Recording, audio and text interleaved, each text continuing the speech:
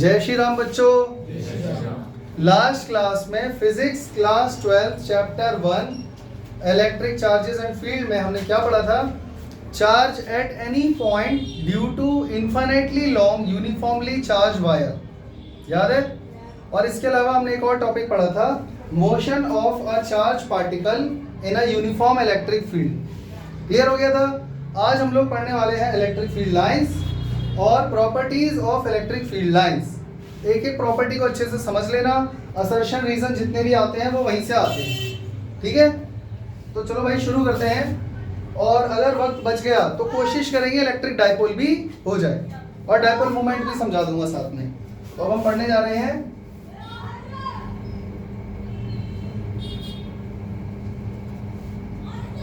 Electric field lines. बच्चों last class में या पिछले कुछ लेक्चर्स में मैंने तुम्हें इलेक्ट्रिक फील्ड समझाया था। इलेक्ट्रिक फील्ड और इलेक्ट्रिक फील्ड लाइंस अलग अलग चीजें हैं पर एसोसिएटेड है वो एक ही कॉन्सेप्ट से। इलेक्ट्रिक फील्ड का मतलब होता है, फील्ड वर्ड का मतलब ही होता है रीजन या स्पेस।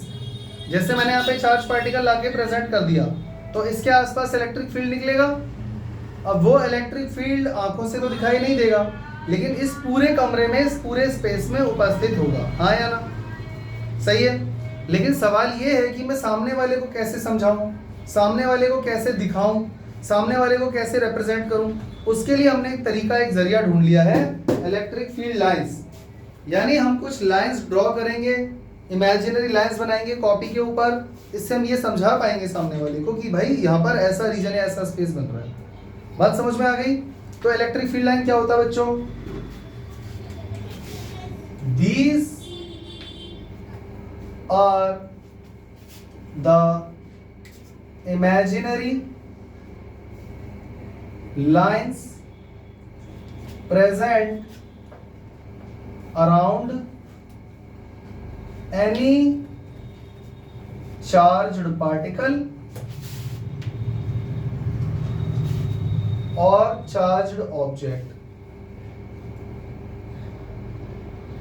समझ में आ गया? मतलब एक तरीके से समझ लो, it is a method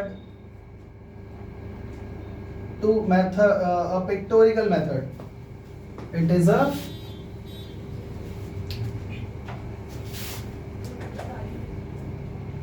pictorial method to represent electric field या electric field strength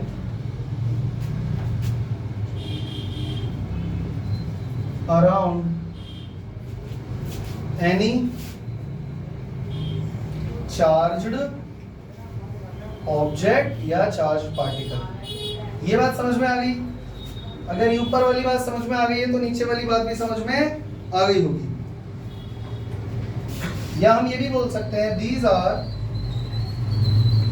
the imaginary lines or curves along which a small positive test charge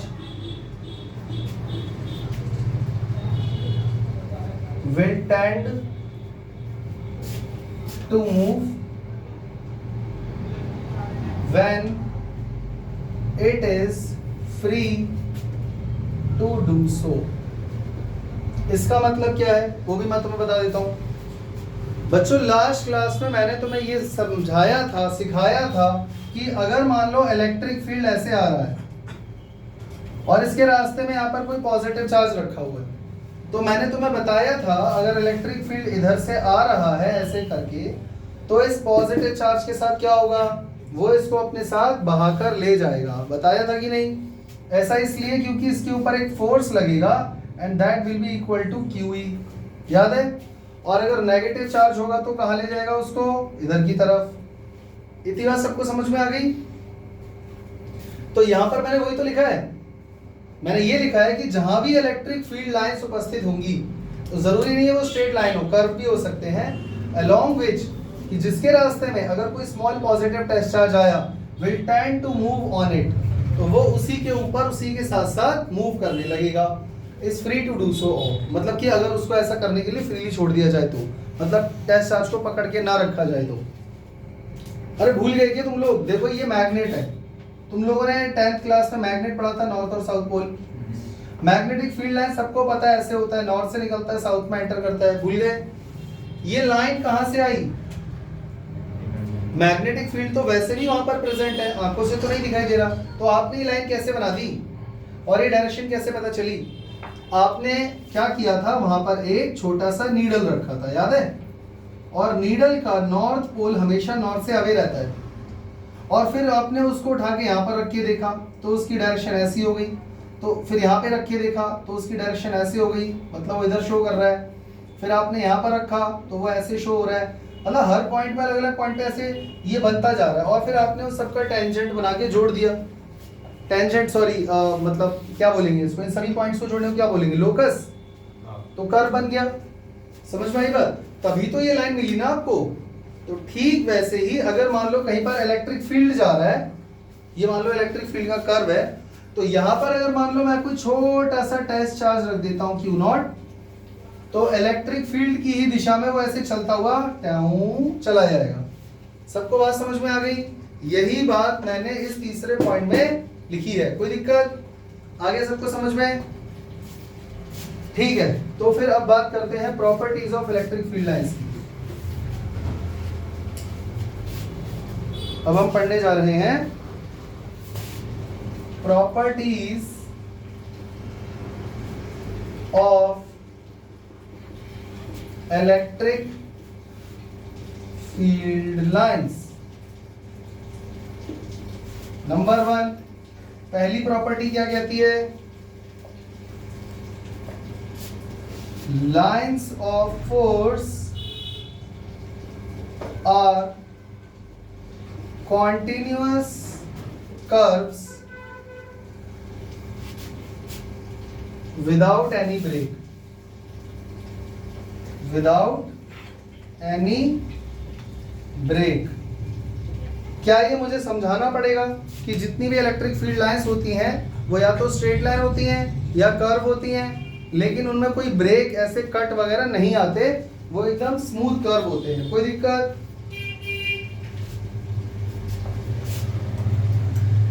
number 2, electric field lines originates from positive end या charge and ends on the surface of, and भी लिख सकते हैं, at negative charge, और goes to infinity,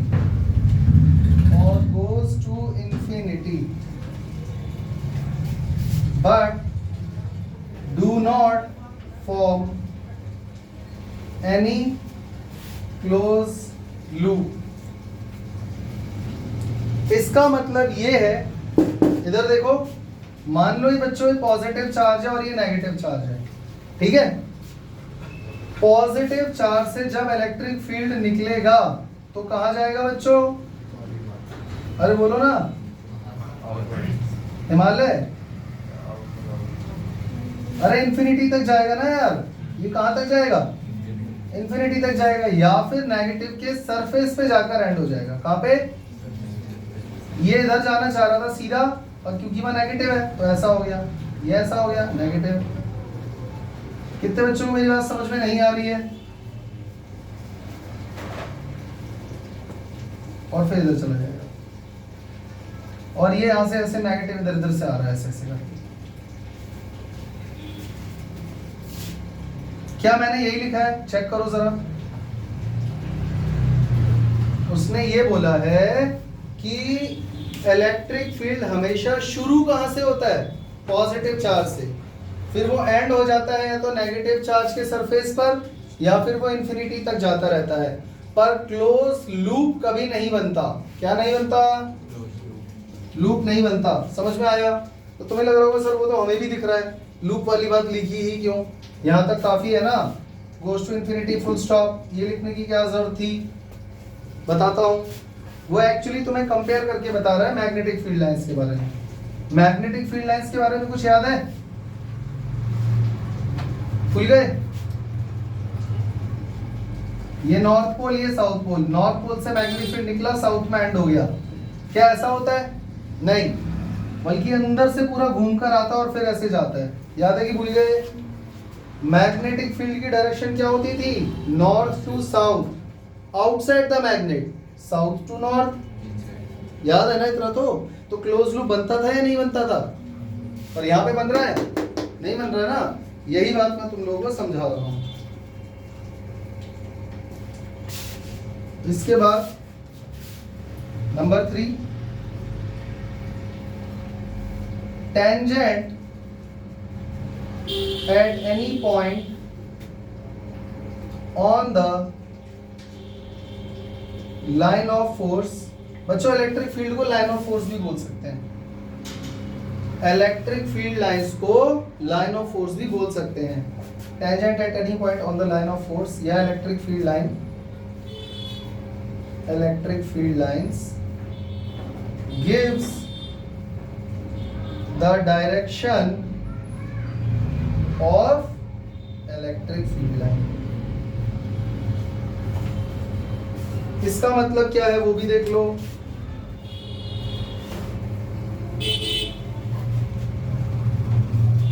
जैसे मान लो ये एक इलेक्ट्रिक फील्ड लाइन का कर्व जा रहा है,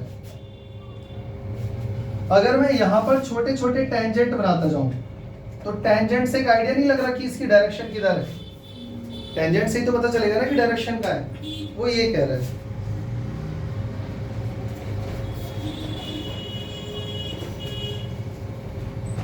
इसके अलावा एक और point,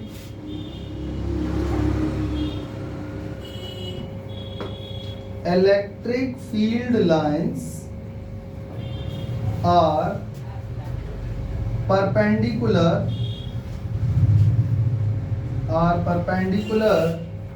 to the surface of charged conductor. अगर मान लो चार्ज्ड पार्टिकल नहीं है बल्कि एक बहुत बड़ा कंडक्टर है, सॉलिड बॉडी है, इसके ऊपर बहुत सारा चार्ज है, तो बहुत दूर से देखोगे तो पॉइंट चार्ज दिखेगा ये भी, पर अभी फिलहाल पॉइंट चार्ज नहीं है, बहुत बड़ा सरफेस है और इसके ऊपर बहुत सारा पॉजिटिव चार्ज है इसके ऊपर, तो इलेक्ट्रिक फील्ड हमेशा इसके किसी भी सरफेस के परपेंडिकुलर ही होगा। समझ में आया? ऐसा क्यों बच्चों? क्योंकि अगर मान लो ये परपेंडिकुलर नहीं हुआ तो सरफेस पर टेंजेंट बनेगा, और सरफेस पर अगर टेंजेंट बनेगा तो चार्ज मूव करेगा, चार्ज अगर मूव करेगा तो वो इलेक्ट्रिक करंट बन जाएगा। लेकिन हम तो इलेक्ट्रोस्टैटिक पढ़ रहे हैं, मेरी बात समझ में आ रही है? फिर से सुनो, मान लो ये चार्ज बॉडी, मैं ये नहीं कह रहा कि ये मेटल की ही है, मान लो ये किसी डाइलेक्ट्रिक सब्सटेंस की है, तो चार्ज तो हम किसी भी बॉडी को कर सकते हैं, रबड़ को, वूल को, सिल्क को कर सकते हैं। तो ये कोई चार्ज बॉडी मान लो, तो मैंने ये कहा इलेक्ट्रिक फील्ड हमेशा उसके सरफेस के परपेंडिकुलर होगा, क्योंकि अगर नहीं हुआ तो टेंजेंट बनेगा। परपेंडिकुलर नहीं है का मतलब टेंजेंट है, टेंजेंट बनेगा तो फिर चार्ज पार्टिकल उसी टेंजेंट पे चलेगा, टेंजेंट पे चलेगा तो मतलब सरफेस पे चार्ज मूव कर रहा है, सरफेस पे चार्ज मूव कर रहा है तो इलेक्ट्रोस्टैटिक कहाँ रहा वो? फिर तो चार्ज मोशन में आ गया, इलेक्ट्रिक करंट बन गया, जबकि वो बॉडी चार्ज है, कंडक्टर नहीं है। समझ में आया? ये बात समझ में आई सबको? तो ये बात याद रखना।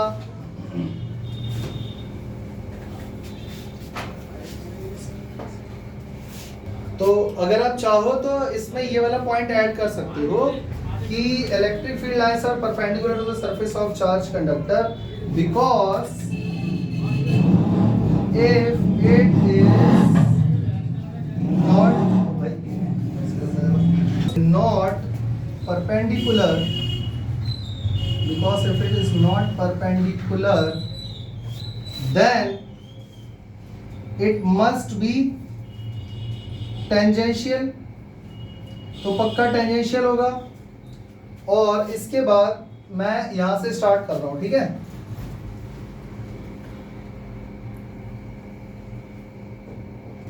Because if it is not tangential, it must be tangential, then charge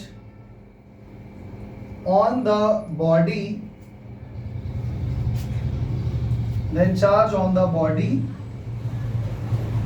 will move along with the tangent। और ये हो नहीं सकता क्योंकि इलेक्ट्रोस्टैटिक में चार्ज रेस्ट पे होता है, इसीलिए इलेक्ट्रिक फील्ड लाइन सरफेस के हमेशा परपेंडिकुलर होती है। यहां तक कोई दिक्कत? इसके अलावा एक पॉइंट है जो तुम लोगों को अच्छे से रटा हुआ है, no two electric field lines can cross each other, no two electric field lines can cross each other. क्यों भाई? इसका रीजन, इसका भी तो कोई रीजन होगा ना, क्यों नहीं क्रॉस कर सकती? क्योंकि वो अगर एक दूसरे को क्रॉस करेंगी तो एक पॉइंट पे ही तो क्रॉस करेंगी। तो मान लो अगर एक इलेक्ट्रिक फील्ड लाइन इधर जा रही है और एक इलेक्ट्रिक फील्ड लाइन इधर जा रही है, ऐसा मान लेते हैं, यहां पर इंटरसेक्ट कर रहा है, ठीक। तो मैंने तुम्हें बताया था कि पॉजिटिव टेस्ट चार्ज को अगर इलेक्ट्रिक फील्ड पे रख दोगे तो वो इलेक्ट्रिक फील्ड की डायरेक्शन में जाने लगेगा। तो मान लो यहाँ पर अगर मैं छोटा सा टेस्ट चार्ज Q नॉट रखता हूँ तो कहाँ जाएगा? इधर जाएगा। अरे जाएगा या नहीं?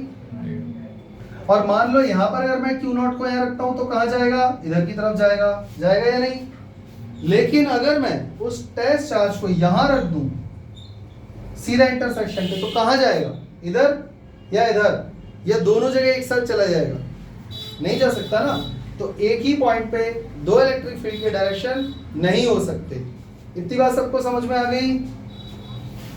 इतनी बात सबको समझ में आ गई? तो इसका रीजन क्या हो गया? Because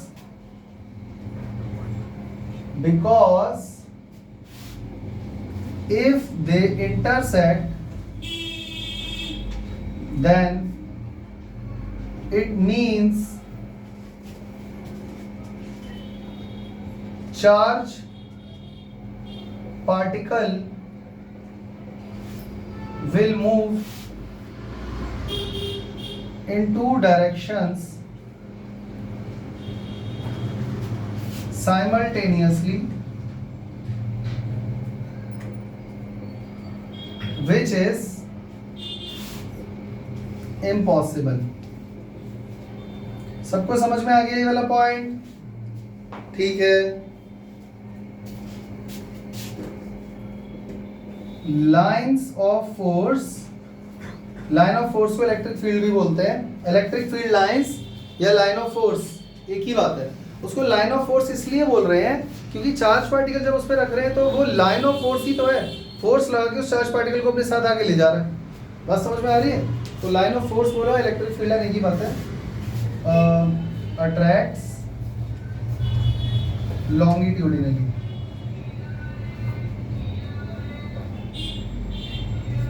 and repels laterally। ठीक है, ये वाला पॉइंट क्लियर हो गया? मतलब तुमने देखा होगा जब इलेक्ट्रिक फील्ड लाइन पास पास आ रहे होते हैं, अट्रैक्ट करते हैं, जैसे उन्हें अट्रैक्ट कर रहे हैं तो इलेक्ट्रिक फील्ड लाइन पास पास आ रहे हैं लॉन्गिट्यूडनली, ऐसे आ रहा है ना।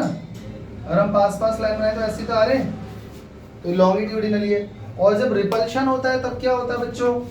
तो वो लैटरल प्रेशर डालते हैं एक दूसरे के ऊपर। जैसे मान लो ये पॉजिटिव है और ये भी पॉजिटिव है, तो ये और ये तो सीधा जाएगा ऊपर नीचे, ये और ये तो ऊपर नीचे सीधा जाएगा।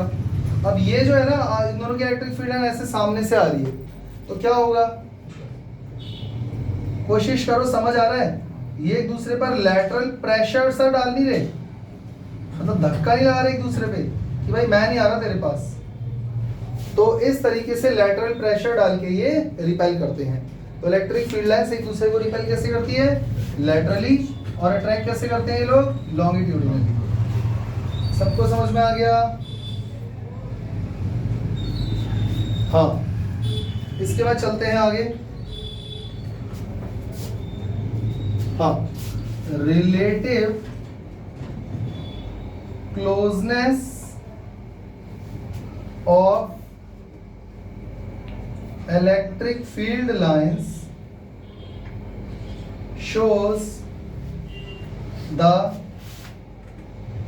strength of electric field. देखो बच्चों, मैंने तुम लोगों को यहाँ पे क्या लिखा था, it is a pictorial method to represent electric field और electric field strength around any charge object. जब मैंने इलेक्ट्रिक फील्ड लाइन की डेफिनेशन लिखी थी तब मैंने उसी वक्त ये बात बता दी थी कि इलेक्ट्रिक फील्ड लाइन न सिर्फ इलेक्ट्रिक फील्ड को दर्शा रही है बल्कि उसकी स्ट्रेंथ को भी बता रहा है कि कितनी मजबूती है, कितनी स्ट्रेंथ है। कैसे, वो भी पता लग जाएगा रिलेटिव क्लोजनेस से।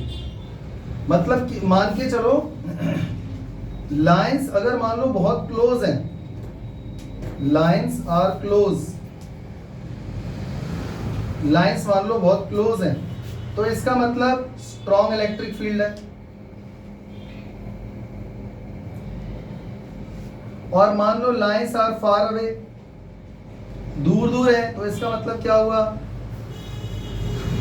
वीक इलेक्ट्रिक फील्ड है वहां पे। समझ में आ गया? तो मतलब ऐसा नहीं कि कहीं अगर इलेक्ट्रिक फील्ड प्रेजेंट है तो जितनी मर्जी लाइनें बना दो, तुम्हें लगता है कि वो वीक है अगर, तो वहां कम लाइनें बनाओ, दूर दूर बनाओ, और स्ट्रॉन्ग इलेक्ट्रिक फील्ड है तो लाइनें पास पास और ज्यादा बना दी जाएगी। ये बात सबको समझ में आ गई है? तो इसके बाद एक दो प्रॉपर्टी और बचती है, मैं सोच रहा हूँ कि यहाँ पर मिटाकर इसको दोबारा लिख देता हूँ, तो मैं साइड हट रहा हूँ, इसको अभी के अभी स्क्रीनशॉट लेकर कॉपी में लिख लेना। तो इसमें एक लास्ट पॉइंट और बचा है, वो भी लिख लो, याद रखना, electric field lines, electric field lines do not cross या pass through a conductor because electric field inside the conductor is zero। ये बात बच्चों इंपॉर्टेंट है, इसको जीवन में भी याद रखना। चार्ज्ड कंडक्टर मान लो हॉलो है या हॉलो नहीं है, अगर किसी कंडक्टर के ऊपर मैंने चार्ज पूरा अरेंज कर दिया है, चार्ज बॉडी बना दिया है, तो इलेक्ट्रिक फील्ड उसके बाहर बाहर जाएगा, उसके अंदर कभी भी इलेक्ट्रिक फील्ड नहीं होता है। बात समझ में आ गई? या मान लो ये कोई कंडक्टर है, इसको मैंने इलेक्ट्रिक फील्ड के अंदर रख दिया, तो इलेक्ट्रिक फील्ड इसके ऊपर से साइड से निकल जाएगा, लेकिन इसके अंदर से कभी भी पास नहीं हो सकता। ठीक है? Because electric field inside the conductor is zero. Inside the conductor electric field हमेशा जीरो ही होता है, ना तो उसके अंदर से पास कर सकता है ना क्रॉस कर सकता है, और अगर वो खुद ही एक चार्ज बॉडी है, इलेक्ट्रिक फील्ड में नहीं है, तो इलेक्ट्रिक फील्ड उससे बाहर जाएगा, अंदर की तरफ नहीं जाएगा। सबको समझ में आ गया? इसीलिए जैसे अगर कभी बिजली वगैरह तेज कड़क रही हो और तुम लोग कार में हो, तो कार के शीशे बंद करके उसके अंदर ही बैठे रहना चाहिए। समझ में आया? क्योंकि electric field lines charge body या कंडक्टर के अंदर से पास नहीं हो सकती। समझ में आ गया? या फ्लाइट वगैरह में भी देखा होगा, फ्लाइट वगैरह उड़ती हैं तो बादल वगैरह से भी होके गुजरती हैं, तो उस पर इतना चार्ज होता है तो चार्ज स्ट्राइक उस पर भी पड़ सकता है फ्लाइट पे, तो उसके अंदर बैठे हुए पैसेंजर्स पे कभी शॉक वगैरह का कोई चांस रहता है? नहीं रहता। समझ गए? तो अब हम चलते हैं अगले टॉपिक की तरफ, इलेक्ट्रिक डाइपोल। बच्चों हम कोशिश करेंगे डाइपोल का थोड़ा बहुत कॉन्सेप्ट आज पढ़ लें। इसमें जो असली डेरिवेशंस है ना, वो है इलेक्ट्रिक डाइपोल का इलेक्ट्रिक फील्ड फाइंड करना। मेरी बात समझ में आई? डाइपोल जो आज मैं तुम्हें समझाऊंगा उसकी वजह से इलेक्ट्रिक फील्ड फाइंड करना होता है एक्सिस पे, इक्वेटोरियल प्लेन पे और eight any point in the space. वो तीन मेन इंपॉर्टेंट डेरिवेशन है। इसके अलावा इलेक्ट्रिक डाइपोल को हम लोग इलेक्ट्रिक फील्ड के अंदर भी उठा के रखेंगे, तब उस पर टॉर्क लगेगा, वो भी हमें पढ़ना है। लेकिन अभी मैं तुम्हें फिलहाल समझा देता हूँ इलेक्ट्रिक डाइपोल के बारे में कि इलेक्ट्रिक डाइपोल क्या होता है।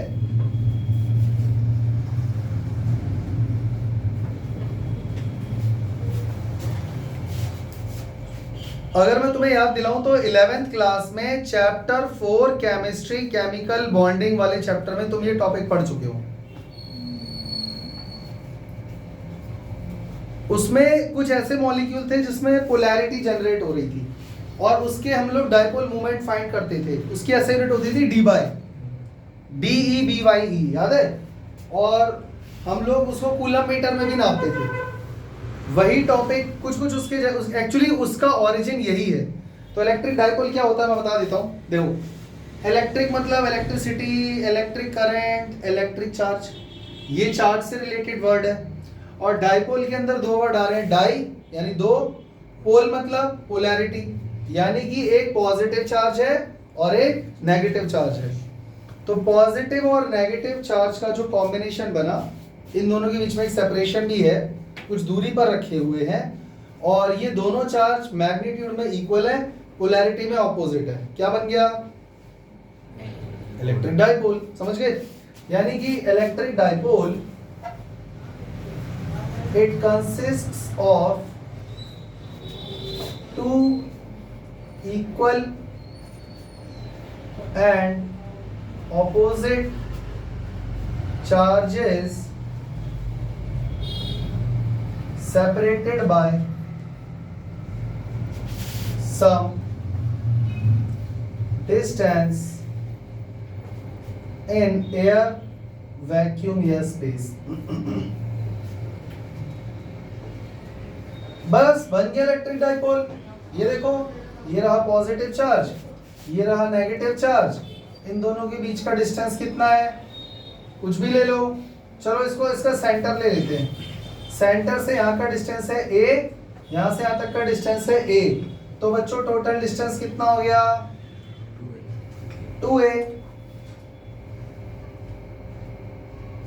तो पक्का यहाँ से यहाँ का डिस्टेंस a होगा और यहाँ से यहाँ का डिस्टेंस a होगा। ठीक है। अगर मान लो इसका चार्ज है प्लस q, तो इसका चार्ज क्या होगा? Minus q। समझ गए?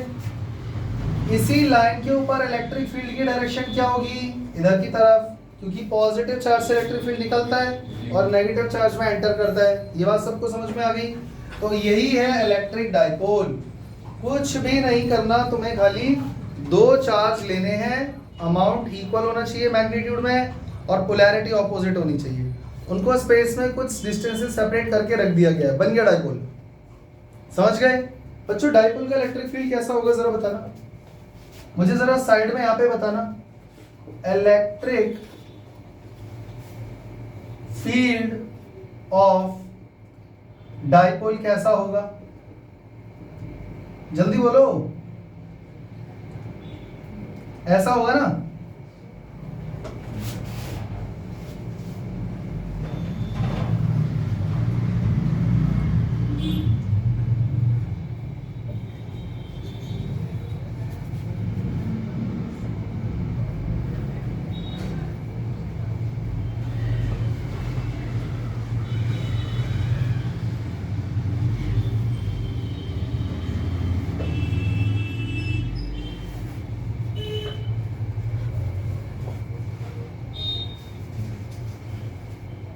जल्दी बोलो, सही है गलत? ऐसा ही होगा ना? तो याद रखना डाइपोल का इलेक्ट्रिक फील्ड कुछ ऐसा होता है। समझ गए? तो अब हम लोग क्या पढ़ने जा रहे हैं? इलेक्ट्रिक डाइपोल की स्ट्रेंथ यानी कि dipole movement.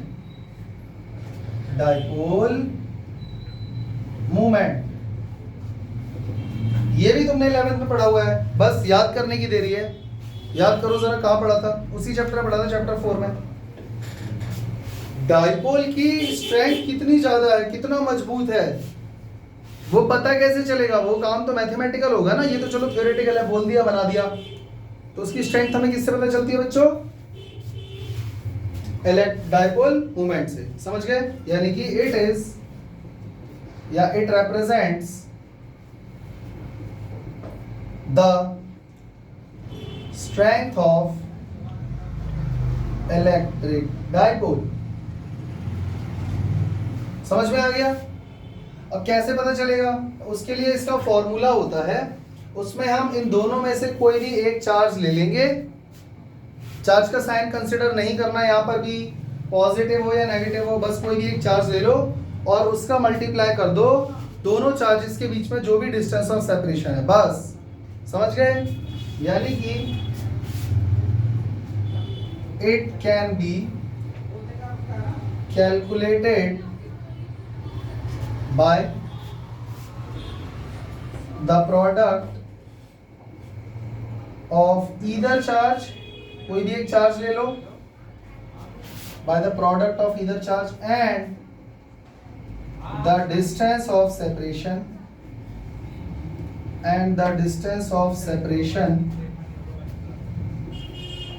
between the two charges। कहीं ऐसा तो नहीं बोल रहा। अच्छा, इसको डिनोट किससे करते हैं? it is denoted by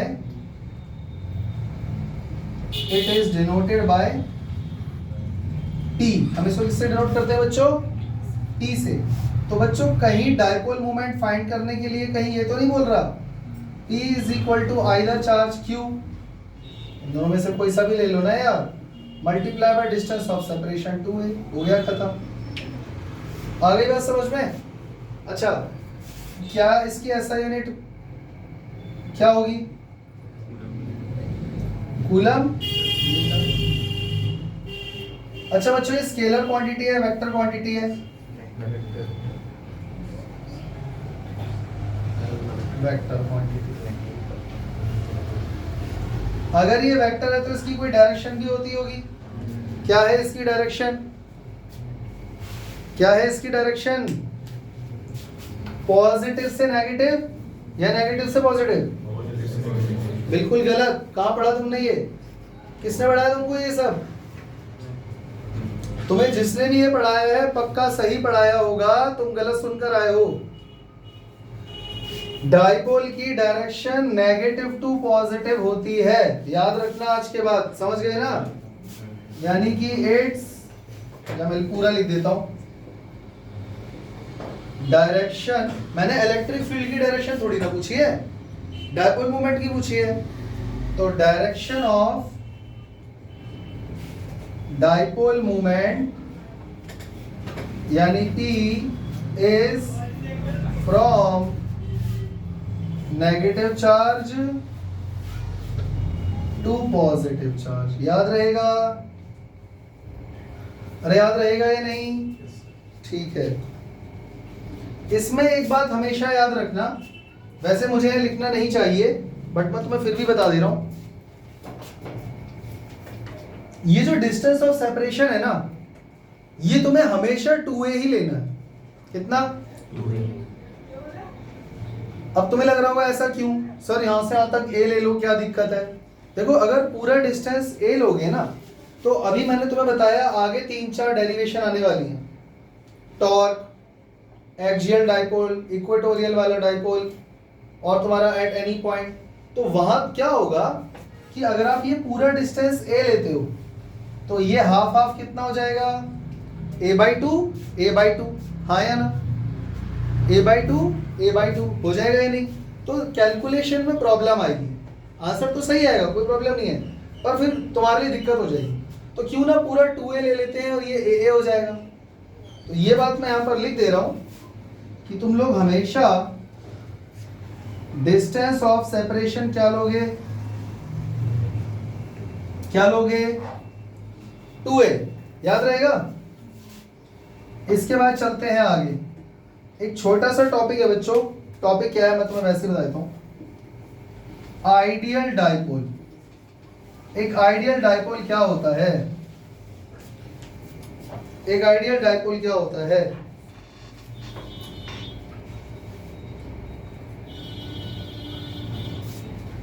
ideal dipole कुछ भी नहीं है, छोटी सी चीज है। एक ऐसा डाइपोल जिसके चार्जेस बहुत स्ट्रॉन्ग है और उनके बीच का डिस्टेंस जो है वो बहुत कैसा है? छोटा सा है, कम है, ज्यादा नहीं है, कम है। मतलब मैं इसको पूरा सेंटेंस नहीं लिख रहा, शॉर्ट में लिख दे रहा हूं कि जो चार्ज है वो कैसा होना चाहिए? बहुत बड़ा। और जो डिस्टेंस ऑफ सेपरेशन है वो कैसा होना चाहिए, टेंड्स टू 0। अगर कोई ऐसा डाइपोल मिल गया तो क्या बोलोगे उसे, तो क्या इसका कोई एग्जांपल है, तो ये एटॉमिक लेवल पे काम करता है, एटॉमिक लेवल या मॉलिक्यूलर लेवल, समझ गए।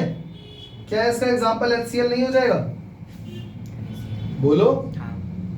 तो फिर और कुछ सोचो इस तरीके के एग्जांपल। NaCl बहुत बढ़िया, KCl, हाँ समझ गए ना, एटॉमिक लेवल पे ये चीजें काम करती हैं। तो इसका स्टेटमेंट बना के लिख लोगे या नहीं, a dipole whose charge is very large and the distance of separation between two charges very small, such a dipole is called ideal dipole, for example लिख देना, कोई दिक्कत। तो मुझे लगता है आज के लिए इतना काफ़ी है, क्योंकि वीडियो आज भले ही छोटी बनी हो लेकिन टॉपिक हमने काफ़ी सारे थ्योरेटिकल कवर कर लिए हैं। नेक्स्ट क्लास में मैं डाइपोल की वजह से जो इलेक्ट्रिक फील्ड प्रोड्यूस होता है एक्सियल लाइन पे, इक्वेटोरियल प्लेन पे और eight any point in the space, कोशिश करूंगा ये तीनों डेरिवेशन नेक्स्ट क्लास में, नेक्स्ट लेक्चर में खत्म हो जाए। ठीक है बच्चों, तब तक के लिए इसको कॉपी में लिख के पढ़ते रहना, याद करते रहना। बोलो जय श्री राम।